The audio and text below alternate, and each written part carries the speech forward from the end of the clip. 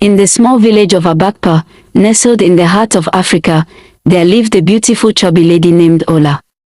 Her beauty was undeniable, but her love for money was even more striking. Ola had a peculiar way of judging people, and her criterion was simple: wealth. If a man was rich, she would lavish attention on him, no matter his age or appearance. However, if a man was poor, she would frown and insult him, warning him to stay away from her. The villagers would often whisper about Ola's behavior, shaking their heads in dismay. The poor men in the village would try to approach her, but she would scoff at them, telling them they were beneath her. She loved the rich men, with their flashy cars and fat wallets. Ola would follow them around, taking gifts from them and meeting them in secret. Ola's grandmother, Nana, had raised her from a tender age. Nana's eyes would well up with tears whenever she thought about her daughter and son-in-law, who had died in a tragic accident on their farm. A big palm tree had fallen on them, leaving Ola without parents. Nana had taken on the responsibility of caring for her granddaughter, but Ola never listened to her wise words. Nana would often sit Ola down and advise her to change her ways. "Ola, my child, money is not everything," she would say. "A man's worth is not measured by his wealth, but by his character.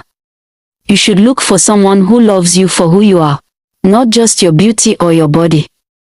But Ola would laugh and ignore her grandmother's words. As time went on, Ola's behavior became more and more brazen. She would sneak around the village, meeting her rich lovers in bushes, huts, and questionable places.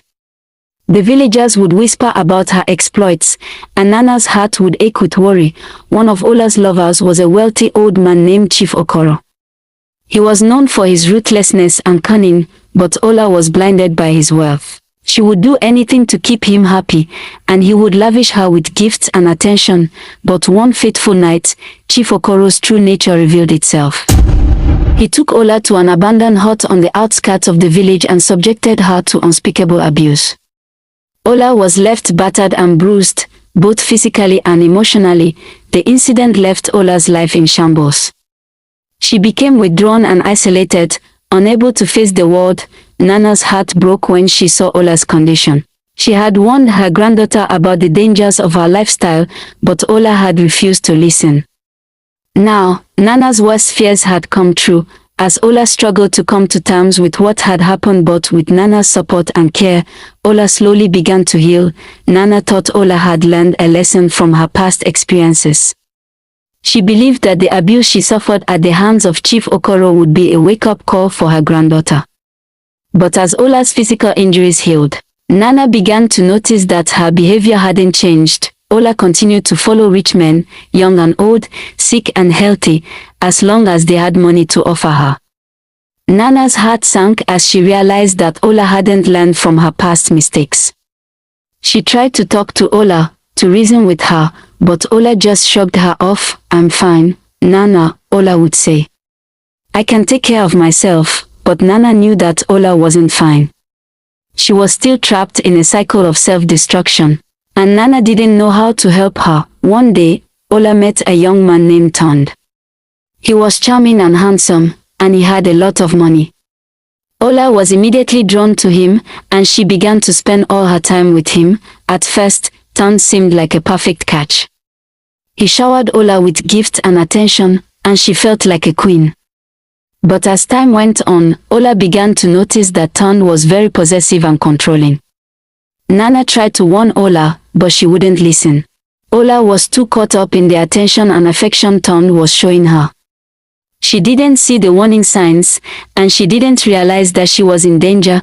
As the days went by, Ola's relationship with Tond became more and more toxic. He would belittle her and control her every move. Tond was a bad partner. He shouted at Ola and even hit her in public, but Ola stayed with him because of the money and gifts he gave her. She put up with the abuse. Some days, she came home with bruises and used hot water to ease the pain, but the next day, she would go back to Tond. Tond came from another town to work on the government secondary school project in Ola's community. He lied to Ola, saying he was single, but he was actually married. One day, Ton's wife, Laura, visited him unexpectedly. Ton was shocked but pretended to be happy and welcomed her with a smile.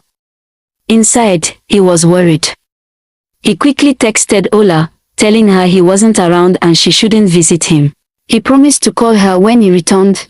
The next morning, Ton left for the construction site and told Laura to stay indoors.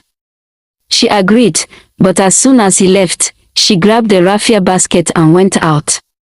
She asked the neighbors for directions to the market, saying she wanted to surprise her husband with a nice meal.